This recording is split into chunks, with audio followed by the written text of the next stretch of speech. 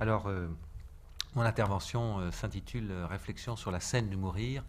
Et j'ai eu cette idée que si l'on m'autorisait ce titre, qui n'est pas très précis, Réflexion au pluriel, cela me permettait, tout en ayant préparé bien sûr un exposé structuré, ou du moins que j'ai tenté de structurer, bien de faire place à des interrogations, à des, euh, un travail que j'ai réalisé donc depuis maintenant quelques années, où régulièrement, sur un mode plus ou moins répétitif, je reviens au fond sur des, c'est ça, sur des notions, en ayant quelquefois le ton de l'affirmation péremptoire, euh, des, des assurances, si je puis dire, de conviction, tout ceci véhiculant, comme on se l'en doute, des visions du monde, et tout ceci étant en lien avec, bien entendu, des postulats. Si vous voulez, cette soirée m'a invité au fond à m'interroger sur ce que j'ai pu raconter, quoi, sur toutes ces histoires dont on ignore beaucoup de choses, et sur ce qui, non pas sur un plan individuel, me motiverait à le dire, mais sur ce qui fait sens peut-être dans ce que j'essaye de dire, quoi. Je ne sais pas si je suis clair. Bon, si, je pense que si. Euh, voilà, je commencerai comme ça, euh, en disant que au tout départ, je tentais qu'on sache situer le départ, mais enfin, ce sont ces précautions préambulesques, et allons-y. Euh, euh, il y a une réticence à l'endroit, si vous voulez, de cette idée qu'il y aurait eu en quelque société, ou dans notre société en quelque époque, une mort dont les hommes, les femmes n'auraient pas eu peur, une mort qu'ils auraient su apprivoiser. C'est la thèse, vous le savez bien, ou du moins c'est l'une des thèses que l'on retient des travaux de Philippe Ariès. Gigantesque ouvrage, essai sur l'histoire de l'homme en Occident, en 1975, suivi par L'homme devant la mort en 1977. Et souvenez-vous, ce fut un grand succès, hein, un grand succès de librairie. Je le dis sans aucune ironie, mais cet ouvrage traitant tout de même d'un sujet dont on disait à l'époque qu'il était extrêmement tabou, comme on le dit encore aujourd'hui, pouvait être un cadeau de Noël, hein. Pouvait offrir le merveilleux ouvrage de Philippe Ariès sur la mort, racontant donc les pratiques funéraires, les rites mortuaires, les relations aux défunts, hein, de notre société du Moyen Âge jusqu'à nos jours. Et je faisais partie de l'un de ceux qui pouvaient contester cette notion de mort apprivoisée, en trouvant qu'elle pouvait prêter au fond à des simplifications ou encore à des malentendus. Il me paraît que si, c'est une thèse, hein, une idée, que si Ariès a beaucoup de succès, c'est sans doute en raison de l'immense travail qu'il a accompli, ce n'est pas n'importe quel historien, on en est d'accord, mais c'est aussi que son discours, tel qu'il peut être compris, je ne dis pas que c'est ce que dit Ariès, mais c'est que son discours tel qu'il peut être compris convient à un certain mode de représentation des choses dans la modernité dans laquelle se produit son ouvrage. C'est-à-dire la vision qu'il propose d'une mort apprivoisée au Moyen-Âge correspond au fantasme de la modernité contemporaine. Il y a une rencontre là, formidable, qui va faire que ça prend, en quelque sorte, et qu'on pourra reprendre son discours, en le simplifiant beaucoup, et comme je le disais, en générant toutes sortes de malentendus. Voyez-vous, j'explique. Euh, quand je commence ma carrière d'enseignement, c'est dans des écoles d'infirmières, c'est il y a très longtemps. Et comme on savait que je m'intéressais à la question de la mort, on m'avait dit, en plus de faire les cours de sociologie générale, vous pourriez faire une intervention sur la sociologie de la mort. Je me rappelle très bien, c'était euh, à Saint-Louis, la directrice était sortie de son bureau en disant, c'est maintenant que vous allez faire l'intervention. Alors dites-leur, hein, dites-leur de ne pas en avoir peur, hein, de la mort donc. Ce qui n'a évidemment aucun sens. Comment est-ce qu'on peut, de sa position de sociologue, venir dire à des infirmières que si elles se trouvent confrontées à la mort de leur malade ou des malades, elles ne devraient pas en avoir peur. Vous voyez quelle vision, quelle image a-t-on de la compétence sociologique. Mais elle le disait parce qu'elle s'était persuadée qu'au fond cette peur était artificielle, qu'elle était historiquement construite, qu'elle n'habitait pas en profondeur l'homme, parce que Ariès l'avait dit, il l'avait montré, autrefois la mort était apprivoisée. Voilà. Voyez. Donc c'est ça que j'entends par simplification ou malentendu.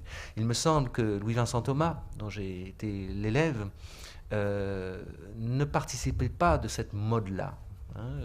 Encore une fois, comprenez bien, je ne suis pas là en train de régler des comptes avec un Philippe Ariès qui serait le mauvais, tandis que Thomas serait le bon. Il ne s'agit pas d'attaquer l'auteur, il s'agit d'attaquer les usages que l'on a pu faire des travaux d'un auteur. Ça n'a rien à voir. Mais donc, chez Louis-Vincent Thomas, le discours est peut-être plus troublant. Pourquoi? Parce qu'il ne nous parle pas de notre société, mais des sociétés d'ailleurs, de là-bas, des sociétés dites traditionnelles. Ces sociétés qu'il y a peu de temps, avant qu'on les appelle traditionnelles, ce qui ne convient pas davantage d'ailleurs, qu'on appelait primitives ou archaïques. On voit mal, n'est-ce pas, en quoi ces gens-là auraient quelque chose à nous apprendre sur nos propres comportements, alors que les sociétés médiévales, c'est de là d'où nous venons, c'est nos origines, on s'en convainc davantage. Mais connaître les Peuls, les Lébous, les Wolofs, ma foi, ces cultures, comptez la voir avec la nôtre. Donc il y a un décalage qui est produit et qui peut-être fait qu'on s'intéresse moins à ce qu'il peut raconter. Et puis surtout, Thomas vient nous dire que la mort là-bas n'est pas du tout apprivoisée, contrairement à ce que lui-même pensait. Il le dit, dans l'anthropologie de la mort comme dans la mort africaine, il l'écrit texto, je pourrais citer les pages, il écrit textuellement qu'il était parti avec cette idée-là. Au départ, quand il voyait ces sociétés, quand il suivait leurs cérémonies, quand il voyait leur comportement à l'endroit de la mort, du mourir et des morts, il s'était dans un premier temps persuadé que c'était magique, c'était merveilleux, il n'y avait pas de problème, qu'il y avait une sorte d'acceptation naturelle de la mort. Et puis il va comprendre, à force de ses travaux, que cette acceptation qu'il a crue naturelle est en fait conditionnelle, et qu'il y a une crainte terrible de la mort, qu'il y a une peur vivace des morts, qu'il y a une hantise du mourir. Et il va montrer, en effet, comme les imaginaires collectifs négro-africains mettent en scène toutes sortes de protections, toutes sortes de barrages, n'est-ce pas, à l'œuvre de la mort, comme la cérémonie funéraire n'est pas simplement acceptation de la mort de celui-là, mais expression d'une révolte contre les dieux qui sont décidément inutiles, puisqu'ils n'ont pas pu empêcher le décès de celui qu'on aimait, contre éventuellement le mort, dont on se méfie qu'il ne devienne un agresseur. Bon, il montre donc une véritable complexité qui renvoie sans aucun doute aux ambivalences, aux ambiguïtés, n'est-ce pas, que par ailleurs les psychanalystes savent étudier pour ce qui nous concerne, pour ce qui concerne notre structuration psychique qui n'est pas simplement orientée vers la vie comme si elle devait être orientée vers le bien, si vous voulez. Ou qui n'est pas non plus simplement orientée vers la mort comme si elle devait être orientée vers le mal. C'est-à-dire toute cette ambivalence, c'est précisément déjà cela qui m'intéresse moi, c'est cette intrication de la mort et de la vie, ce fait qu'il n'y a pas la mort d'un côté et la vie de l'autre, mais qu'il y a de manière permanente un entrelacement en quelque sorte de ces mouvements, de ces temps, de ces gestes, de ces moments en quelque sorte. Donc au travers de cette critique, au fond, que je fais, non point, je le répète, de Ariès, mais des usages qu'on a pu faire de certaines de ses thèses, c'est l'idéal de la bonne mort qui me semble aussi devoir être critiqué, ou encore de ce que l'on appellerait peut-être plus justement la mort bonne, correspondant finalement aux illusions d'une modernité. Il me semble qu'on fabrique un merveilleux autrefois qui active aussi bien dans les années 70 une sorte de rapport convenablement dépressif par rapport à notre présent. Il y a dans les sciences humaines, de manière récurrente, une espèce de discours nostalgique, déjà dans la fondation même de la sociologie, je dirais. Un Durkheim, par exemple, est au fond, on pourrait le diagnostiquer comme ça, quelqu'un qui est habité par une nostalgie communautaire et qui doit faire avec une société sociétaire où l'individu, la masse et l'État apparaissent, nouvelle dimension inquiétante. Et donc, heureusement, il y a encore la famille, mais aussi, il faut penser à des groupes intermédiaires qui permettront de préserver la fabrication et le tissage, si je puis dire, du lien social. Vous voyez, il me semble que cette inquiétude sociologique par rapport au présent et cette manière de se tourner vers le passé comme si au moins là-bas, ailleurs, autrefois, c'était mieux, continue dans les discours de la sociologie la plus moderne. Même aussi bien de la sociologie la plus passionnante. C'est pas dénoncer ici des auteurs et dire que du coup leurs ouvrages n'ont où leur travail n'a pas d'importance, mais il me semble qu'il y a là quelque chose de très récurrent et de quoi on a du mal à se défaire. De même ce que j'appellerais un certain historicisme, si vous voulez, ou une logique binaire. Évidemment, ce sont des procédés, si j'ose dire, méthodologiques extrêmement commodes qui nous permettent d'articuler de la pensée, mais en même temps qui souvent génèrent finalement des simplifications ou des oppositions trop statiques. Voyez, comme on va dire ici, là-bas, avant, aujourd'hui, et c'est quand avant? Et aujourd'hui, c'est véritablement aujourd'hui? Et là-bas, ce n'est que là-bas, et ici, ce n'est qu'ici. Vous voyez, c'est très compliqué, mais on a tendance un petit peu à simplifier. Pensez aussi à cet ouvrage qui m'avait beaucoup marqué, j'ai trouvé totalement remarquable, quand je l'avais lu en 1976, l'ouvrage de Jean Baudrillard, Les chants symboliques et la mort, un grand livre à mes yeux, mais qui commence par cette phrase, cette affirmation folle, qui est celle-là: il n'y a plus d'échanges symboliques dans nos sociétés. Bon, boum, voilà, il le dit. Et il faudra le croire. Alors on peut comprendre que c'est une posture, que c'est une outrance. Quand on connaît Baudrillard, on sait bien que c'est ça son jeu. Mais si on le prend au pied de la lettre, on pourrait se dire, ah bon, donc l'échange symbolique, c'est uniquement les sauvages, et donc des sociétés dans lesquelles nous ne sommes plus, tout de même depuis longtemps. Donc, ou bien une espèce de rapport un peu dépressif par rapport au présent, disais-je, ou bien, et plus dangereusement peut-être, cette illusion d'une bonne mort d'autrefois engendre l'idée, si vous voulez, qu'on pourrait façonner un modèle comportemental du bien mourir, de la bonne mort, du bien mourir, et souvent avec cette idée qu'au fond la bonne mort, le bien mourir, ça serait du côté de la douceur qu'il faudrait les trouver, ce serait la mort douce. Donc aussi, à tort ou à raison, moi je vous expose mes idées, je ne dis pas qu'il s'agit d'être d'accord avec moi, mais en quelque sorte j'expose mes idées, et puis les idées des idées, ou du moins j'essaye de les exprimer. J'ai une réticence viscérale, j'avoue que j'ai presque du mal à garder mon calme, dans certains cas, bon maintenant, un peu mûri peut-être, je sais pas, je grandis, je sais pas, mais il y a 10 ans de cela, j'étais capable de m'énerver, mais fortement, quoi, avec l'idée de la mort douce, ça me faisait taper, bon, chez moi, ça ne faisait de mal à personne, mais sur le bureau, en me disant c'est insupportable, quoi. Qu'est-ce que c'est que cette fabrication totalement théologique, me semble-t-il, d'un modèle du bien mourir qui passerait alors par la douceur, par la tendresse, etc. Il y avait un très beau livre qui était paru qui s'appelait Mourir dans la tendresse, et je me disais, mais est-ce que j'ai envie de mourir dans la tendresse, Puis laquelle? Celle de qui, quoi? Ne prenez pas mon propos pour un propos ironique, l'intellectuel savant qui jette au panier tout ce qui manquerait de profondeur. L'ouvrage est important, il faut le resituer dans son contexte, c'est le mouvement des soins palliatifs, tout ça est très important, ce n'est pas rien. Mais en même temps, je me dis que ces soins palliatifs sont aussi bien traversés par des logiques qu'ils contrôlent très mal, par des dispositifs d'idées, par des agencements en quelque sorte de représentation qui vont peut-être à l'encontre de leur propre intérêt. Voyez. Donc l'idée de la mort douce, je me dis, mais non, ce qui est important quand même de dire, de percevoir, de maintenir, c'est qu'il y a de la violence dans la mort. C'est que la mort est violence faite à la vie, disait Vladimir Yankelevitch. Et il disait bien que la mort la plus accidentelle, la plus brutale, l'homme renversé par une voiture sur la route, comme la mort a priori la plus douce, entre guillemets, celle du vieillard qui s'éteint à la manière d'une flamme, n'est-ce pas, d'une chandelle, la flamme d'une chandelle, ces deux morts-là sont violentes, font violence. Quand on étudie les choses de manière concrète, comme c'est aussi mon souci, c'est-à-dire qu'on va dans des services de moyen ou de long séjour, quand on va dans des services de gériatrie, on ne peut pas se dire que les soignants qui s'y trouvent ont le bonheur de vivre des scènes de douceur chaque matin. Ceci leur fait violence, ce sont des deuils difficiles à vivre, c'est une souffrance, c'est une usure. Vous voyez comme il a fallu du temps pour venir commencer de parler de cela, de cette violence de la mort de l'autre, de cette hantise éventuellement aussi de certains soignants d'être emportés par la mort du malade. Aussi bien quand on disait à l'époque, les années 80, milieu des années 80, il faut être là, tenir la main.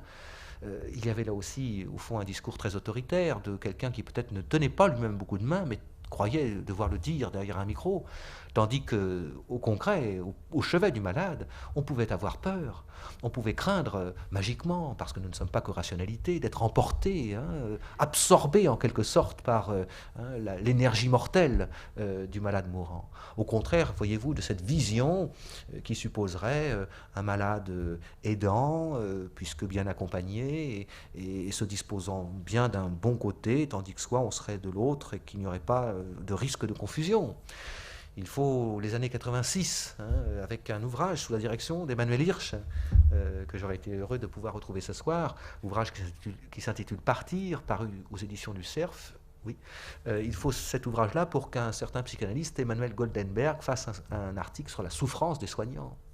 Parce que, bon, il était normal que les malades puissent souffrir, enfin, on voulait peut-être l'admettre, mais les soignants, non, quand même. Si on est soignant, c'est qu'on va bien, ou alors sinon, il faut être hospitalisé, il faut savoir, il faut choisir son camp. Donc, vous voyez, c'est contre cela, en quelque sorte, que je résiste, résistant aussi bien au processus, dirais-je, de pacification, qui me semble caractériser, d'une certaine façon, la modernité. La pacification, non pas le fait d'une paix, qui dominerait dans notre société, mais le fait d'un déni de la violence qui habite toute société et qui donc, ce déni, nous empêche d'élaborer un rapport à la violence ou encore un rapport à la mort. J'ai pu travailler, vous l'avez dit, aussi sur les questions de violence. Ce qui m'a toujours stupéfié, c'est cette idée, au fond, toujours récurrente, ce postulat non interrogé d'une société sans violence que l'on devrait pouvoir produire. Et du coup, cette extrême intolérance à toutes sortes de violences, même les plus minimes, les plus bénignes, quasi les plus normales, dont on vient faire l'amalgame, l'addition avec des violences beaucoup plus intolérables pour dire que la violence augmente. Qu'est-ce que ça vaut, ces discours-là, si vous voulez, qu'est-ce que ça vaut? Ce sont des questions quand même bien difficiles et au nom de quoi peut-on prétendre les résoudre avec l'objectif de diminuer la violence avec plusieurs auteurs, excusez-moi de cette petite parenthèse, mais Éric de Barbieux, Catherine Blaya, Marie Choquet et Xavier Pomeroy nous avons fait un petit ouvrage collectif à l'époque commandé par le ministère délégué à la ville sur souffrance et violence à l'adolescence, où il ne s'agissait pas de justifier platement la violence, ou encore moins d'en faire l'éloge, mais proposer des pistes d'analyse de certaines violences, parce qu'il n'y a pas la violence. Et typiquement, un des journalistes qui se présente devant Marie Choquet, lorsque nous étions réunis au ministère délégué à la ville, là, vient lui dire, alors vous qui êtes spécialiste, dites-nous comment on peut éradiquer la violence. Non, c'était justement pas le propos, quoi. Élaborer, réfléchir à, réfléchir sur, ou réfléchir avec, mais éradiquer, quel sens? Comme ces gens qui voudraient supprimer la mort, enfin bon, pour notre bien en plus. Donc pacification, qui conduit à réduire la question sans réponse de la mort à la fin de vie. Voilà une de mes thèses, si vous voulez, c'est que le grand piège commence là. C'est lorsqu'on ne pense la question de la mort qu'en termes de fin de vie, qu'il serait cette fin de vie techniquement possible de gérer, éventuellement de choisir. Et quand je dis technique, il faut penser bien sûr aux techniques médicales ou paramédicales, mais aussi aux techniques relationnelles. Là aussi, si vous voulez, le sociologue que je suis, est-ce par esprit de discipline? Je ne crois pas que ce soit tellement cela, puisque dans la pratique de ma discipline, je suis souvent amené à travailler avec des psychologues, avec des psychiatres et des psychanalystes, ce qui n'est pas tout à fait pareil, comme chacun sait. Bon. Davantage avec des psychiatres et des psychanalystes. Mais le sociologue que je suis, je reprends ma phrase, a une certaine réticence par rapport, dirais-je, à ces volontés d'améliorer les choses venues d'une psychologie qui serait simplement justifiée par le fait qu'elle serait au service de tout un chacun, quoi. Je suis très réticent à ça, quoi. Je me demande ce que ces gens-là nous veulent. Avec certains psychanalystes, je pense que le deuil n'est pas simplement une sorte d'épreuve un peu pénible qu'il faudrait traverser éventuellement le plus vite possible. Après tout, on peut imaginer que bientôt on sera à même de mettre au point la pilule anti-deuil. Alors là, plus besoin de consultation psy. Même qu'il y a des pilules du lendemain, bon, on pourrait aussi réparer ce truc-là, quoi. Mais que c'est aussi le moment fort, n'est-ce pas, d'un remaniement et d'un repositionnement des places des uns par rapport aux autres au travers de la relation que les uns et les autres entretiennent aux défunts. Et ça, c'est la culture. Donc de quoi veut-on nous soigner, quoi? C'est ça ma vraie question, elle est là, quoi. Aider les gens, bien sûr, qui sont en souffrance. Et pourquoi pas, en effet, la consultation du psy. Je ne suis quand même pas totalement fou au point de croire qu'il faudrait supprimer les psychologues. Mais qu'une certaine psychologie dont les ambiguïtés sont vulgarisées d'une manière effroyable, dans la presse, et notamment la presse féminine, avec toutes les ambiguïtés, vous savez bien, qui s'y trouvent inscrites. Votre enfant ne vous parle plus, mais c'est très grave, il faut en parler tout de suite. Et à la fin de l'article, c'est « mais pourquoi voudriez-vous qu'il vous parle tout le temps ?» Enfin, oui, on ne sait jamais très bien, alors est-ce que c'est moi qui suis dingue ou...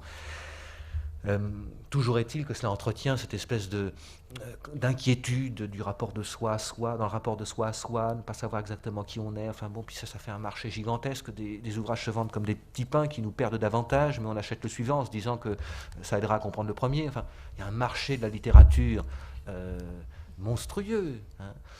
En ce moment, le grand marché, c'est l'adolescent. L'adolescent devient une maladie. L'adolescence devient une maladie. Vous avez un adolescent chez vous, faites gaffe. Hein. C'est plus normal, c'est plus un enfant ou un fils ou une fille, c'est un adolescent, donc c'est un être bizarre. Et alors voilà, on voit fleurir comme ça des bouquins du style 200 pages et 40 chapitres. Hein. C'est de l'affiche, quoi. Hein. Il est rentré ivre. Bon, alors, dans ces cas-là, attendez, a-t-on besoin de se faire redire hein, ce qui se vit, quoi. Hein, je veux dire, c'est assez étonnant cette absence presque aujourd'hui, on pourrait dire ça comme ça, de confiance, hein, comme si on pouvait plus laisser aller, laisser faire, comme s'il fallait surcontrôler la relation, comme si finalement être un bon père, c'est savoir qu'on l'est, quoi. Hein, c'est-à-dire arriver à être dans une espèce de supervision de la relation qu'on a à sa fille. En ce moment, tu vois, je suis en train de te parler, ma chérie. Hein. Ton père te parle, là, tu m'entends, je te parle. Bon, au lieu de lui parler, quoi. Hein. C'est ça qui est quand même très très curieux. Et ces processus touchent finalement aussi bien à cette affaire-là, donc du mourir et de la mort. Hein. Donc pour moi, si vous voulez, la mort moderne, je reprends le fil de mon exposé, la mort moderne n'est pas seulement caractérisée par, donc on va le dire, l'hospitalisation, la médicalisation, la technique et la science, toutes sortes de professionnalisation, euh, ou on pourrait dire encore par la désacralisation ou l'individualisation. Entre parenthèses, on voit bien là que ce n'est plus la faute des médecins. Vous voyez aussi, hein, ce que je veux pointer, c'est qu'il y a un discours très ambigu hein, dans cette espèce de façon de faire des problèmes que nous avons avec la mort, enfin de comprendre les problèmes que nous avons avec la mort ou le mourir ou les mourants aujourd'hui comme le fait finalement de l'instance médicale. Hein. C'est loin d'être simple cette affaire-là, je veux dire. À la limite, ce serait la faute des médecins donc. Hein. Mais bon, on voit bien, il y a des processus qui ont modifié la donne, qui ne viennent pas du monde médical. Et il y a toujours pour moi une espèce d'ambiguïté, si vous voulez, à taper hein, sur le monde médical, mais évidemment, ne pas se plaindre que le SAMU existe. Il faut savoir quand même ce qu'on raconte. Vous voyez, hein, une espèce de haine du médicament, mais pour écrire mon article, il a fallu quand même que je prenne pas mal d'aspirine parce que j'ai un mal de crâne épouvantable. Il faut savoir ce qu'on raconte. Vous voyez ce que je veux dire? Espèce de double discours là, assez curieux de gens qui font usage de ce qu'ils prétendent récuser par ailleurs, au nom de quoi? Qu'est-ce que ça signifie? Donc pour moi, l'essentiel, c'est finalement cette réduction de l'existence à la vie biologique. Je dirais ça comme ça. Alors comment est-ce qu'un biologiste peut entendre ce que dit un sociologue quand il parle de vie biologique hein. C'est sans doute peu en rapport avec ce qu'il fait, lui, quand il est biologiste. Hein. Mais comme si vous voulez, c'est ça que ça signifie pour le sociologue, hein, comme si finalement le corps n'était que le corps, une sorte d'amas d'organes fixé sur un squelette avec des ligaments pour que ça soit retenu, enveloppé par une peau, hein, que généralement on habille. Bon, là commencerait la culture. Non, la culture commence déjà, hein, dès le corps lui-même, le rapport au corps, la construction corporelle, la corporéité, l'image du corps, enfin. Et donc, oui, comme le disait déjà Marcel Mauss, le corps c'est du biologique, du psychologique et du sociologique, les trois dimensions étant fortement articulées. Donc, le problème pour moi, c'est cette réduction de l'existence à une vie purement biologique, c'est-à-dire voilà ce que je veux dire, totalement désymbolisé. Hein, comme si l'on pouvait produire quelque chose qui serait du pur biologique, ce qui n'a peut-être aucun sens, mais qui aurait le sens en tout cas d'être hors symbolisation, quoi, hein, hors d'un montage symbolique. Or le corps, chez Marcel Mauss déjà, hein, c'est bien du montage symbolique. Hein, ce n'est pas simplement que du fonctionnement organique. Le corps n'est pas qu'un engin, un outil, un instrument. Bon. Et donc, c'est la réduction de l'existence à la vie biologique et de la mort à la fin de cette vie. C'est une vision, si vous voulez, qui amène à concevoir la mort comme conclusion, comme terminaison, ou encore, on pourrait dire, comme bout de la trajectoire. Ce qui, d'une certaine façon, est parfaitement exact. Qu'est-ce que vous voulez que ce soit d'autre? À moins, dira-t-on, que vous soyez croyant. À moins, éventuellement, que vous pensiez entrer par suite, lorsque l'individu est mort, en communication avec lui, ou si ce n'est avec lui dans sa globalité, au moins avec son esprit.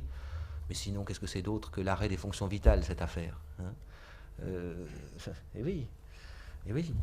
Oui, mais cette vision-là, si vous voulez, qui n'est pas inexacte, on s'en doute bien, elle a justement le problème d'être seulement exacte, quoi. hein. Or, on pourrait dire que toute culture humaine ne se satisfait pas d'une stricte exactitude.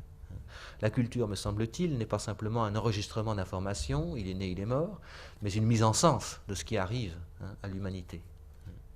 Donc, en effet, la construction de la parenté, qui n'est pas du tout nécessaire, on pourrait dire, ça ne sert à rien. On se complique l'histoire avec des rôles de parents.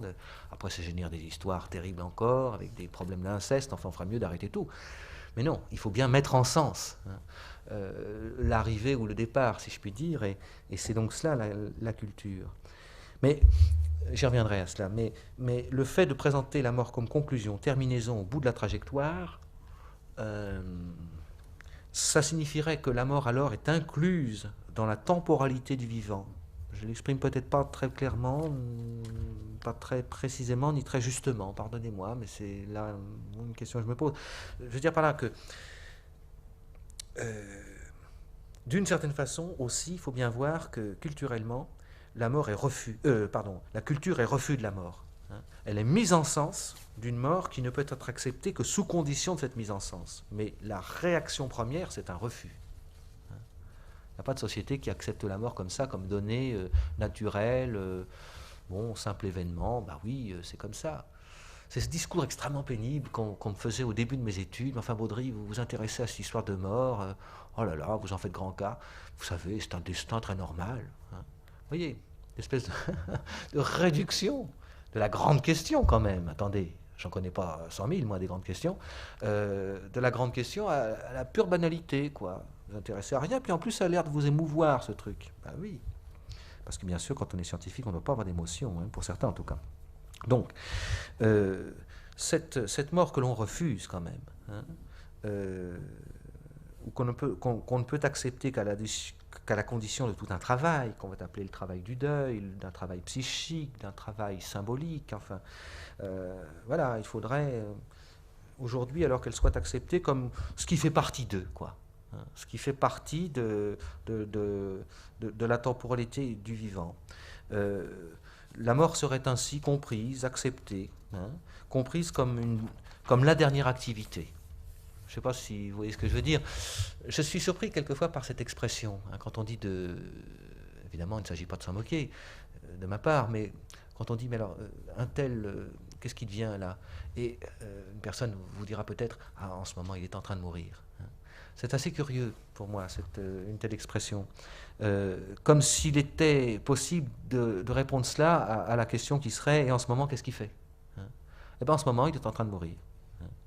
Vous voyez qu'il y a là quelque chose d'assez... C'est tout autre chose si on pense qu'il est pris par quelque chose qui ne vient pas de lui. Bon, ça c'est une autre position.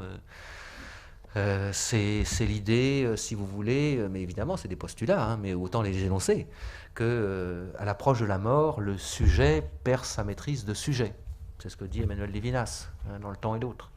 Et ça engage alors une vision et de l'homme et du mourir qui n'ont plus rien à voir avec celle qui supposerait que la mort soit la dernière activité du vivant, quoi. Mais voyez que cette sorte d'acceptation, cette façon d'inclure la mort dans la vie comme fin de vie, hein, la dernière chose à faire après avoir fait des tas de choses, c'est de mourir, hein, contribue aussi à un effacement de la scène du mourir, hein, finalement. Ça contribue aussi à un effacement de la scène du mourir. Pourquoi? Bien parce que, finalement, le mourir ne serait que l'affaire du mourant, de manière, encore une fois, parfaitement exacte et tautologique, pourra-t-on dire. Vous voulez que ça soit l'affaire de qui d'autre, hein? C'est lui qui meurt, c'est pas vous, donc laissez-le tranquille. Mais finalement, on fait de la mort le problème des mourants. Bon, par humanité, on pourrait dire qu'il faut quand même un peu s'en occuper, hein, pas le laisser quand même totalement seul. Mais après tout, qu'est-ce qu'on peut y faire, hein? Ah, aussi, on pourra dire, qu'est-ce que vous croyez en savoir du vécu du mourir? Vous l'avez jamais vu, ça, vous l'avez jamais senti, cela, vous ne l'avez jamais connu. Donc vous allez projeter, n'est-ce pas, vos fantasmes d'hommes ou de femmes en bonne santé sur une situation que vous ne connaissez absolument pas du tout. Laissez-les tranquilles. Ah oui, il y a aussi ce discours-là.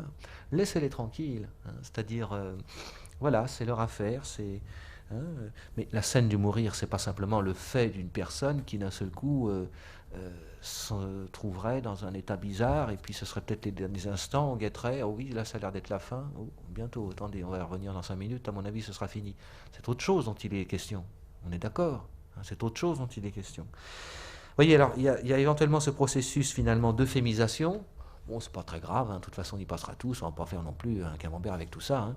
Une espèce d'euphémisation, une sorte de réduction du mourir à un processus de disparition.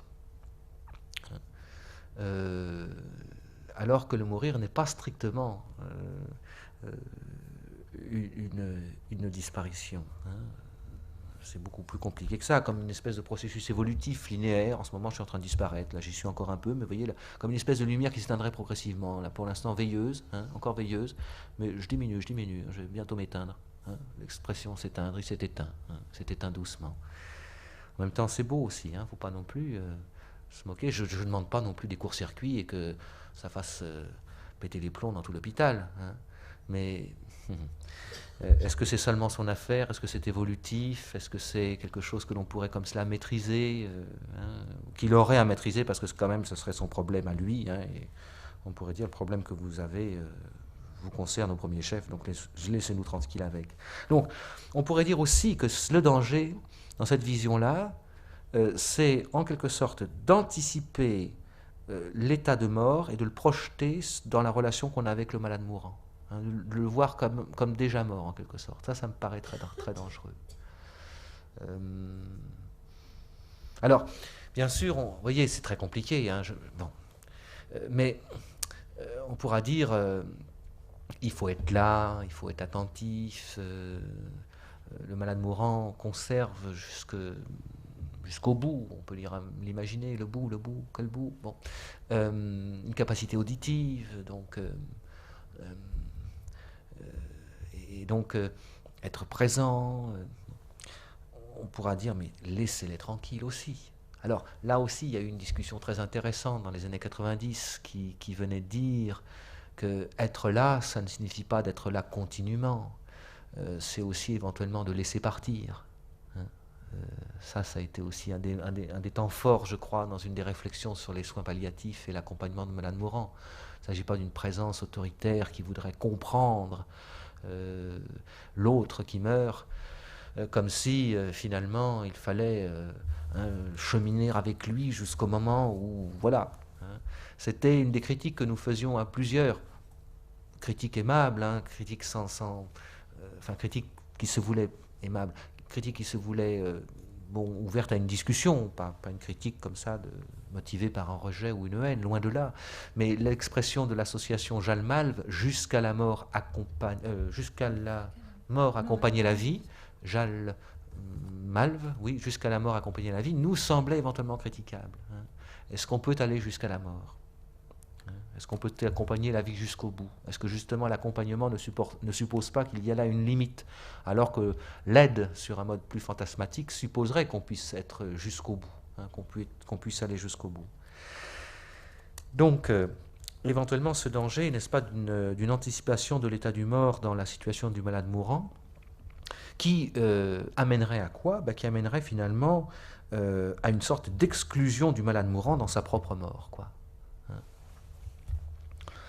Vous voyez, donc d'un côté une sorte d'inclusion du mourir comme quelque chose qui participerait oui, de l'existence, puisque c'en serait justement la fin, donc c'est forcément dedans, voilà, et en même temps une exclusion, hein, du malade mourant dans sa propre mort. Comme si la mort pouvait être, on pourrait dire ça comme ça, comme si la mort pouvait être une destination et que le mourir en soit le préparatif, si vous voulez. Hein. Ou comme si la mort était le point d'arrêt de la vie et que le mourir soit la réserve de vie nécessaire pour que l'individu parvienne à s'arrêter. Voyez.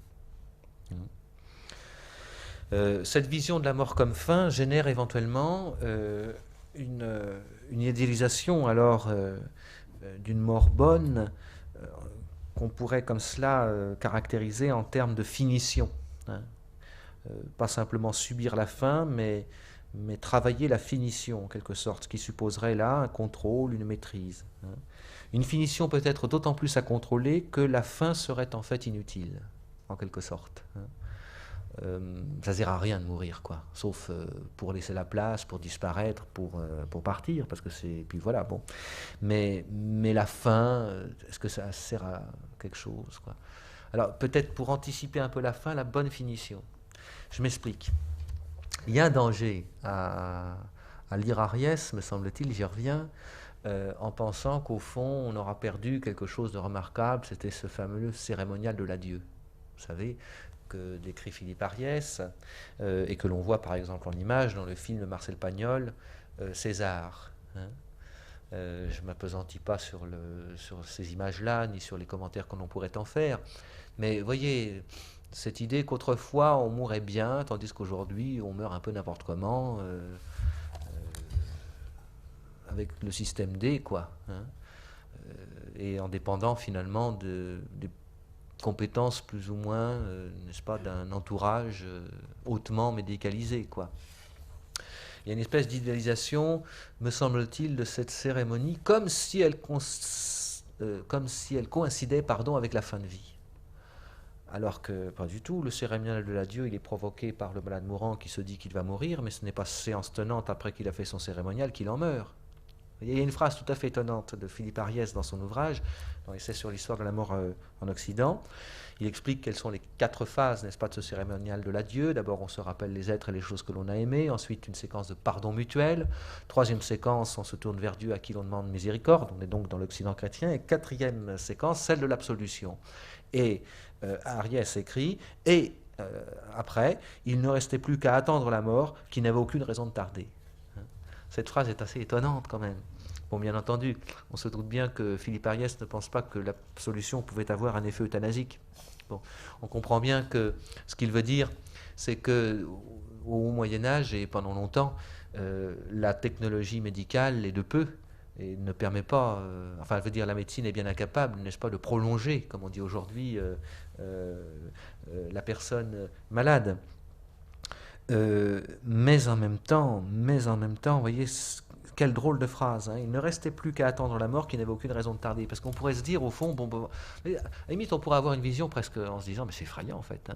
Parce que ce cérémonial de l'adieu, alors bon, c'est un devoir que doit accomplir le malade mourant. Hein. Au contraire de la vision qu'on pourrait en avoir en se disant, ah, c'est ça, hein, jusqu'au bout, quand même digne, quoi. Hein, sur les oreillers, entouré des siens qui vous écoutent, la dernière leçon. Hein. C'est ça notre fantasme de l'individu tout-puissant dans notre modernité. Donc le cérémonial de l'adieu, on le fantasme comme ça, si vous voulez. Avec un souci d'image et de mise en scène, alors qu'il s'agit de la scène du mourir et pas de sa mise en scène. Et donc on pourrait se dire, une fois que le malade mourant a fait son cérémonial, parce que c'est une obligation, hein, c'est pas une fantaisie, hein, c'est une obligation, bon, on se met dans le couloir puis on attend. Hein. Et on attend en espérant que ça ne va pas durer. Et en principe, heureusement, hein, ça ne va pas durer parce que la mort n'a aucune raison de tarder. Mais la mort, c'est quelqu'un qui vient. Vous voyez, c'est quoi? Qu'est-ce qu'on dit quand on dit ces choses-là? J'essaye, n'est-ce pas, ce soir, d'interroger ces discours. Hein. Il ne s'agit pas du tout de détruire, puisqu'il s'agit aussi bien d'interroger le mien propre. Hein, mais enfin, et dans ces réflexions, hein, je me suis senti autorisé à faire cela, dans ces réflexions sur le mourir, d'interroger au fond les logiques de représentation qui sont actives, hein, dans des façons de dire qui ne sont jamais innocentes. Aujourd'hui, donc, est-ce qu'il s'agirait de refaire du cérémonial, de l'adieu en l'occurrence? Certains services hospitaliers se tournent vers cette disposition, se disent que c'est quelque chose qu'il faut faire. Je me dis qu'il ne faut pas imposer un modèle de bonne mort, hein, ou de bien mourir, qu'il y a bien des chemins, 1000 façons de faire, et puis qu'au lieu de cette ritualité, qui correspond aussi à un type de réglage, si je puis dire, de la culture, il y a place aussi pour des ritualisations, qui sont des processus plus souples, plus momentanés, plus furtifs, mais qui ont aussi du sens. Aujourd'hui, voyez-vous, il y aurait un peu cela comme choix, si je puis dire, pour les individus. On imagine bien que ça pourrait faire une émission style ça se discute chez Delarue, hein, avec numéro de téléphone si vous êtes plus pour ça, vous téléphonez autant, et un autre numéro de téléphone si vous êtes plus pour telle autre attitude. Bon, est-ce que vous voulez n'être pas conscient de votre mort? Ça, c'est une possibilité. Hein, ou est-ce que vous préférez plutôt organiser votre mourir? Mais dans les deux cas, me semble-t-il, le point commun, c'est le fantasme de toute puissance, de la décision, de la maîtrise et du contrôle. Alors que je suis de ceux qui viennent dire qu'avec la question de la mort arrive justement la non-maîtrise. Et que cette non-maîtrise n'est pas simplement faillite, défaillance, défaut, oh, la vie est mal faite, hein, on meurt mal décidément, hein. Quant à mourir, au moins qu'on le fasse bien, hein, mais même pas. Hein. Elle est quelque chose qui, du coup, hein, organise non pas simplement les choses du côté du décès, mais surtout du côté de la vie, hein, et dans la relation des vivants entre eux. Hein. Mais j'y viendrai tout à l'heure. Hein. Mais n'être pas conscient de sa mort ou organiser son mourir, on pourrait dire que ces oppositions sont, que ces positions sont tout à fait différentes. On pourrait dire, n'être pas conscient, on est plutôt du côté de l'euthanasie, on va dire, hein, si vous me permettez ces réductions, hein, et puis organiser son mourir, on serait plutôt du côté soins palliatifs, mais dans les deux cas, les positions sont éventuellement en miroir, elles possèdent certains points communs, fondamentaux finalement. Pour ce qui me concerne, je n'en fais pas mystère, hein, j'ai toujours, disons, voulu être aux côtés de ceux qui défendaient et réfléchissaient sur les soins palliatifs. Hein. Donc ma position, elle est très claire, mais la critique que je me sens la possibilité de faire avec d'autres, je pense à des collègues amis comme Robert William Higgins, c'est d'interroger cette position finalement de toute puissance qu'on pourrait retrouver aussi du côté des soins palliatifs et qui supposerait que la mort soit une fin de vie qui puisse se gérer, se contrôler, s'organiser, etc. Du reste, le problème n'est-il pas hein, que les gens, comme on dit, c'est-à-dire les Françaises, les Français, lorsqu'on fait des enquêtes, lorsqu'on les interroge, ne fassent pas bien la différence entre ces attitudes qui, l'une et l'autre, l'une par rapport à l'autre en tout cas, se pensent fort différentes. On va dire que les euthanasistes intègrent l'option des soins palliatifs, donc d'un certain côté il n'y a pas forcément d'opposition, tandis que du côté soins palliatifs, une des fortes justifications de la démarche, c'est de dire non à l'euthanasie en argumentant et en venant dire qu'il ne s'agit pas d'un non buté et borné, mais d'un non étayé sur des valeurs, fondé sur des postulats sans doute discutables, mais aussi générateur de pratiques et de représentations qui peuvent s'organiser dans le cadre hospitalier. C'est ça dont il s'agit aussi. Donc c'est cela, si vous voulez. On aurait tendance à imaginer que les choses puissent se décider en interne, si j'ose dire, hein, se gérer sur un mode intérieur, comme si la mort n'était pas ce qui excède le malade mourant. Hein.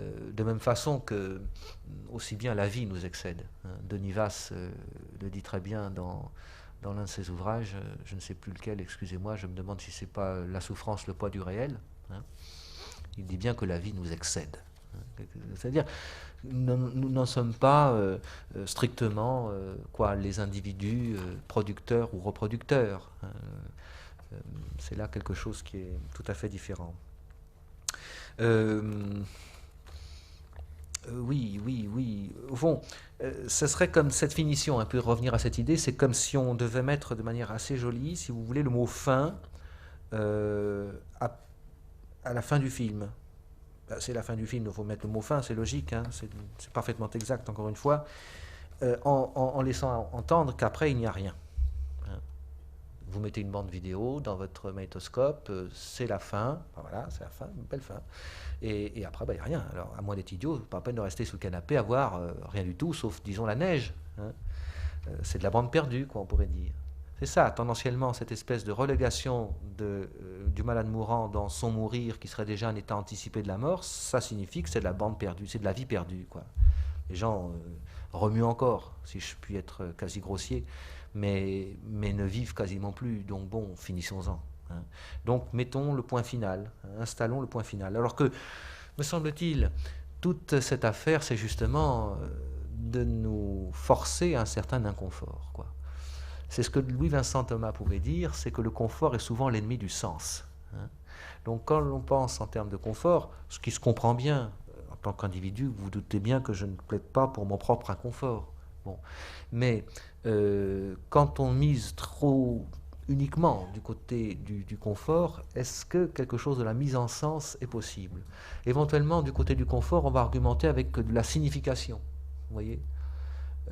Mais non point de la mise en sens. Ce qui fait place, cette mise en sens, à de l'indicible, à de l'impensable. C'est ça qui m'effraie aussi, petite parenthèse que j'ouvre très vite, chez certains qui se prétendent mettre en ritualité funéraire, grands spécialistes S funérailles, c'est de croire qu'ils peuvent nous régler définitivement l'image des bonnes funérailles, si vous voulez. Alors qu'il y a forcément toujours quelque chose qui nous échappe, et heureusement, il y a toujours en quelque sorte de l'interstice, un bouger, un inattendu, quelque chose qui arrive et qui fait que nous ne sommes pas là à devoir assister à ce qu'on a si bien fait pour nous, savoir donc cette séparation d'avec celui qui n'est plus. C'est pas si simple, hein, me semble-t-il. Et alors que aujourd'hui en France, subissant une mode états-unienne, un certain nombre de gens des pompes funèbres se prétendent non pas simplement organisateurs de cérémonies, mais organisateurs de sa signification. Ça me paraît assez terrifiant. Et éventuellement, des gens de sciences humaines, est-ce pour gagner quelque argent dans des conférences, je ne sais pas, viennent prêter la main, quoi, font la courte échelle, viennent dire qu'en effet, telle entreprise enterre bien. Alors, notre société, vous voyez, met au point une gestion du mourir qui convient à la volonté que nous avons finalement d'en faire l'économie, quoi. C'est ça l'extrême paradoxe, me semble-t-il, ou bon. Alors, l'individualisation aussi, j'aimerais en dire un petit mot, parce qu'on va dire, oui, mais ça c'est le processus de l'individualisation, nous ne sommes plus dans des sociétés où le mourir était contrôlé par des instances extérieures à l'individu et qui l'obligeaient à des attitudes. Aujourd'hui, c'est vrai, l'individu est dans cette position d'avoir à faire des choix. Éventuellement, et je ne suis pas contre l'argumentation, on va rappeler qu'il y a là non pas simplement une chute de la civilisation, ou une destruction, une implosion de nos sociétés ou de nos cultures, mais un processus démocratique. Je suis un des lecteurs attentifs de Marcel Gauchet, et ce monsieur-là m'a appris beaucoup de choses. Ce qu'il a écrit il n'y a pas très longtemps sur la religion dans la société démocratique me semble très intéressant. Ce qu'il analyse en termes de décroyance me semble tout à fait intéressant. Par contre, je serais beaucoup plus réticent, si vous voulez, par rapport, me semble-t-il, à des usages que l'on peut faire de cette thèse, en venant dire que, au fond, c'est cela. La modernité contemporaine est caractérisée par, d'une part, la faiblesse ou l'appauvrissement relatif, n'est-ce pas, des institutions, et du même coup, éventuellement, comme si c'était une espèce de processus de vase communicant, l'autonomie acquise par l'individu. Il y a une sociologie des individus, si je puis dire. Il y a des gens qui tiennent que maintenant la société, c'est essentiellement des individus. Bon, il y a encore du social, évidemment, sinon il n'y aurait plus de sociologie. Mais au fond, il y a surtout des individus. Je n'en crois rien. Je crois que ce sont là des postulats. Vous voyez, par exemple, comme le Loft, l'émission Loft Story, a déchaîné dans la presse, notamment, évidemment, dans le Monde et Libération, des articles où on venait commenter l'affaire. Et certains venaient dire, bah oui, c'est ça, c'est le règne de l'individu. Jean-Claude Kaufmann venait dire cela. Bon. Je ne vois pas où est la faiblesse de l'institution médiatique, parce que c'est aussi une institution, la télévision, et je ne vois pas où est l'autonomie du lofteur, quoi. Mais vraiment pas. Donc je ne vois pas du tout où est la faiblesse de l'institution hospitalière et où est l'autonomie du malade mourant, mais vraiment pas. Donc cette histoire de l'individualisation, là aussi, je demanderais à voir, quoi. Est-ce qu'on ne nous raconte pas des coups en disant « maintenant vous devenez acteur, maintenant vous êtes sujet ». Il y a toute une sociologie qui s'organise comme cela. J'avoue que ce n'est pas trop la mienne. Je ne suis pas du côté non plus de ceux qui pensent que l'individu n'existe absolument pas, par le fait, au fond, qu'il serait le produit d'instances qui le dépassent totalement. Ça, c'est l'héritage durkheimien d'une certaine sociologie bourdieusienne, disons. Bon. Mais ne pas prendre en compte, je veux dire, des façonnages qui ne dépendent pas que de la fantaisie individuelle, me semble bien naïf.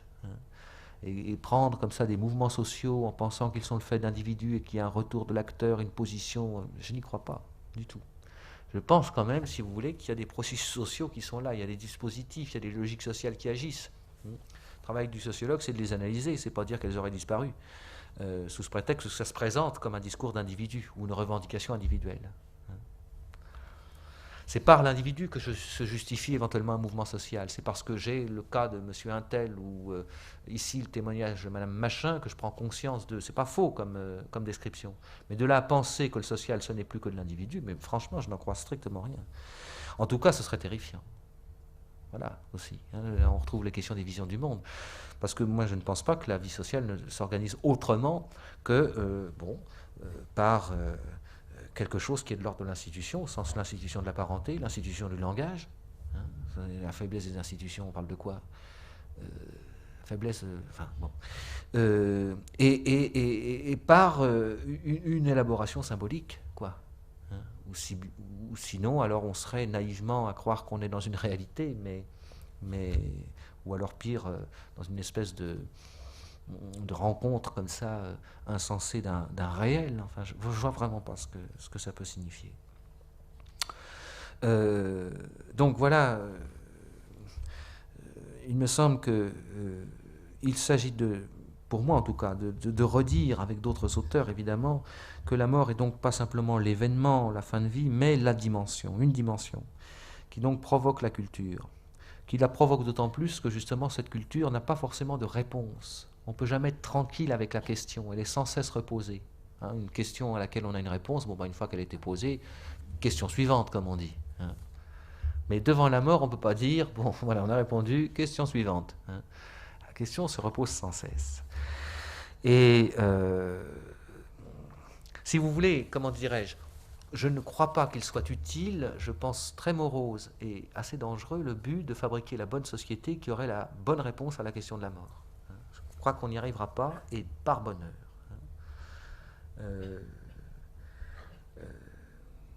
Le mourir n'est donc pas simplement cette fin de vie qui serait l'affaire du mort, mais il est lui-même, ce mourir, ce qui habite déjà le sentiment de vivre.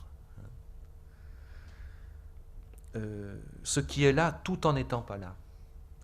Ce qui fait qu'il n'y a pas une étanchéité ou une opposition qui puisse être comme cela posée de manière radicale entre la présence et l'absence. Très belle phrase d'Emmanuel Lévinas dans De l'existence à l'existant, où il dit que c'est l'absence de l'autre qui conditionne sa présence comme autrui.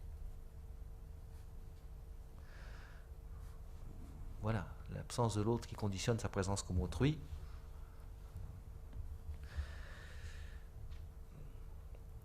C'est ce que Lévinas dit à propos du visage, à propos de la vulnérabilité, du même coup de la responsabilité. C'est ce qu'il dit, que la mort est source de tous les mythes et qu'elle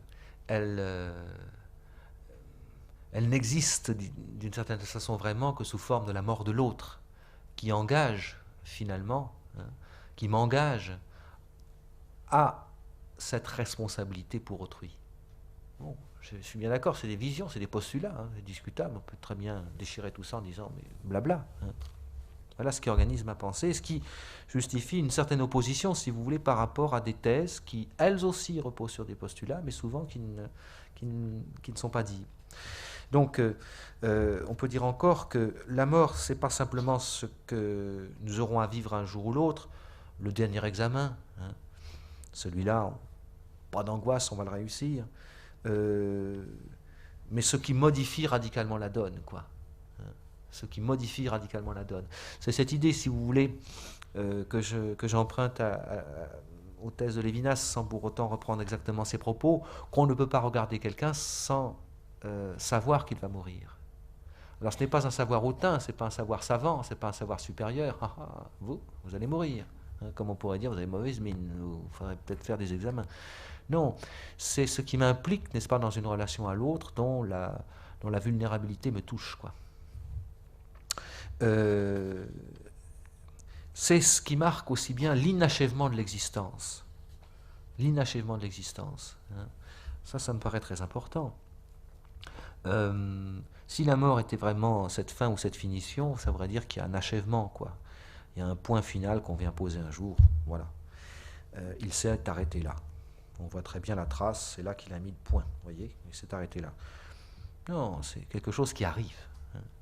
Et donc il y a cette dimension d'inachèvement qui engendre toutes sortes de réflexions, et chez Lévinas, que j'ai déjà cité, et aussi bien chez Maurice Blanchot, qui dit bien que la mort n'est jamais pour maintenant.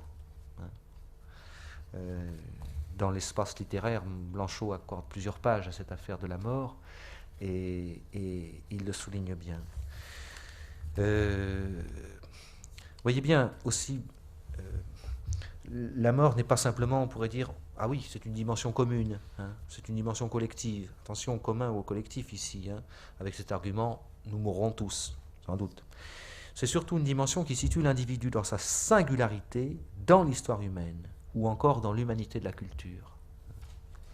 C'est-à-dire qu'en effet, ma mort n'est pas la mort de l'autre, quoi. Et il ne s'agit pas donc seulement ici de repli égotiste ou d'individualisation malsaine, hein, comme si la mort, grand sujet philosophique, ne trouvait finalement de concrétude pour le commun des mortels que nous sommes, et tous un peu sots, en termes de ma petite mort à moi. Hein. Ce rapport qui se joue du point de vue individuel, c'est aussi la position singulière engagée dans l'humanité d'une culture. On voit bien donc que la mort n'est pas strictement l'affaire du mourant ou strictement l'affaire du malade. À la fois la mort tient de l'impensable, hein, et en tant que telle se loge dans la vie, ou plutôt dans l'existence. De la même façon, si vous voulez que on peut dire qu'il n'y a pas la nuit puis le jour, il y a de la nuit dans le jour. Sinon, il n'y aura pas de journée. Alors c'est ambigu parce que journée, je veux dire, il y a de l'ombre dans la lumière, quoi. Je ne crois pas, moi je ne saurais pas l'expliquer, peut-être que sur un plan des sciences exactes c'est un délire total ce que je raconte, mais je ne crois pas qu'il puisse y avoir de la luminosité ou de la lumière sans qu'il y ait de l'ombre, non pas à un côté, mais dans cette... la mort est cette ombre dans la journée de l'existence, dans le jour de l'existence. Aussi bien, donc, le mourir n'achève pas l'existence comme si le malade venait refermer son livre, qu'il l'ait lu en entier ou non. Hein. Et aussi bien, la mort n'est pas cette seule information, eh bien oui, c'est fini. Hein. Il y a tout le travail donc d'une élaboration nécessaire par le fait que la mort est une mise en écart, en quelque sorte, hein, un écartement, quelque chose, donc, comme je disais tout à l'heure, qui signifie la non-coïncidence. Hein. Qui modifie elle-même le jeu de la présence. Juste pour conclure, je voyais je reprenais dans le train là où je suis venu un article du Monde du mardi 27 août avec un titre extraordinaire: à Hong Kong, les fantômes raquettent les vivants et volent les morts. Alors bien sûr, tout ceci, dira-t-on, n'est que croyance, exotisme, société asiatique fort différente des nôtres. Bon, je ne vais pas rentrer dans le détail, mais il s'agit d'une fête dans laquelle on prend soin des fantômes. Hein. Il faut en prendre soin parce que d'une part, ces fantômes peuvent embêter les morts, donc on est quand même responsable en tant que vivant de ce qui arrive aux morts, c'est pas parce qu'ils sont morts qu'il faut s'en désintéresser. Donc en effet, donner à manger aux morts, les prier, les louer, les faire être présents dans les souvenirs, dans les prières qu'on leur fait. Bon. Mais aussi prendre soin de ces emmerdeurs, si vous me permettez, que sont les fantômes qui vont embêter les morts. En plus, ils viennent aussi embêter les vivants. Hein. Alors en même temps, c'est très compliqué tout ça. Vous imaginez bien, dans les imaginaires comme ça, c'est toujours très compliqué, parce qu'il y a les bons fantômes, en fait, et aussi les mauvais. Donc les bons, faut les attirer par des repas, il faut leur donner à manger, tandis que les mauvais... il faut leur donner à manger aussi. C'est ça les paradoxes extraordinaires des imaginaires thanatologiques, parce que comme on s'en méfie, il faut au fond un petit peu les amadouer. Mais ce qui est bien écrit dans cet article, c'est que ces fantômes sont les âmes de ceux qui sont morts sans descendants vivants, qui puissent s'occuper de leur préparer des offrandes alimentaires et pécuniaires pour faire face à leurs besoins dans l'au-delà. Et donc, ce sur quoi je ne me suis pas assez appesanti, excusez-moi, mais j'ai déjà trop parlé, c'est que le mourir est affaire, évidemment, non pas simplement de transition, mais de transmission et de construction de la filiation. Et on voit bien ce qui advient aux âmes sans descendance, on pourrait dire. Mais aussi, ce que j'apprécie beaucoup dans cet article d'Hilaria Maria Sala, donc portant sur les fantômes de Hong Kong, c'est qu'elle dit c'est que le monde des esprits n'est pas autosuffisant. Voyez. Ça me plaît beaucoup. Cette idée, au fond, que notre tâche est aussi de nous occuper un peu du monde des morts. C'est ça aussi, là, cette mort dans la vie, hein. Et alors, si le monde des morts n'est pas autosuffisant, voilà ce que je crois aussi, c'est que le monde des vivants n'est pas du tout autosuffisant non plus. Je vous remercie beaucoup.